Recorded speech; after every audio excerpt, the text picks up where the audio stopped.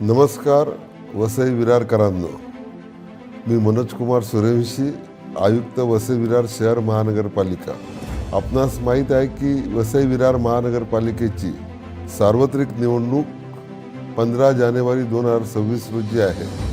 त्या दिवशी आपणास मतदानाला नक्की जायचं आहे आणि सर्व लोकांनी आपल्या मतदानाचा हक्क बजावायचा आहे। त्यासाठी मतदान प्रक्रिया कशी असेल याची आम्ही एक माहिती दाखवणारा व्हिडिओ तयार केलेला आहे। तो कृपया आपण बघा आणि त्यानुसार मतदानाला नक्की जा असं मी आपल्याला कळकळीचं आवाहन करतो। धन्यवाद। जय हिंद, जय महाराष्ट्र। नमस्कार वसई विरारकर नागरिकांनो, 15 जानेवारी 2026 रोजी महापालिकेची निवडणूक होत आहे। यावेळी मतदान प्रक्रिया थोडी वेगळी असणार आहे। जाणून घेऊयात मतदान कसे करायचे। यावेळेस निवडणूक बहुसदस्यीय प्रभाग पद्धतीने होत आहे। प्रभाग क्रमांक 1 ते 28 मधील मतदारांना 4 मतं द्यायची आहेत व प्रभाग क्रमांक 29 मधील मतदारांना 3 मतं द्यायची आहेत। प्रभाग क्रमांक 1 ते 28 मधील मतदारांनी अ, ब, क, ड अशी 4 मतं द्यायची आहेत, तर प्रभाग क्रमांक 29 मधील मतदारांनी अ, ब, क अशी 3 मतं द्यायची आहेत। तर आपण जाणून घेऊयात मतदान प्रक्रिया कशी असेल।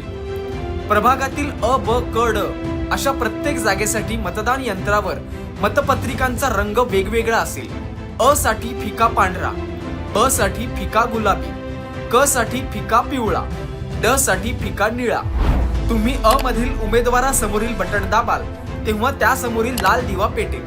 जेव्हा ब, क आणि ड मधील उमेदवारासमोरील बटन दाबाल तेव्हा त्यासमोरील दिवा पेटेल। जेव्हा तुम्ही सर्व जागांसाठी मतदान कराल तेव्हा शेवटी असा आवाज येईल। हा आवाज आला म्हणजे आपली मतदान प्रक्रिया पूर्ण झाली आहे। जोपर्यंत बीप असा आवाज येत नाही तोपर्यंत मतदान प्रक्रिया पूर्ण झाली नाही असे समजावे। तुम्हाला अ, ब, क, ड साठी स्वतंत्र मतदान करायचे आहे। कोणत्याही एका जागेसाठी तुम्ही 4 मतदान करू शकणार नाही। लक्षात ठेवा, एका जागेसाठी एकच मत। जर तुम्हाला कोणताही उमेदवार पसंत नसेल तर प्रत्येक जागेसाठी नोटा हा पर्यायही उपलब्ध आहे। नोटा म्हणजेच नन ऑफ द अबाव। आधी आपण 1 मत देत होतो, आता 4 किंवा 3 मतं द्यायची आहे। मतदान गुरुवार दिनांक 15 जानेवारी 2026 रोजी आहे। मतदानाची वेळ सकाळी 7:30 ते संध्याकाळी 5:30 पर्यंत। लोकशाहीच्या बळकटीकरणासाठी मतदान करा।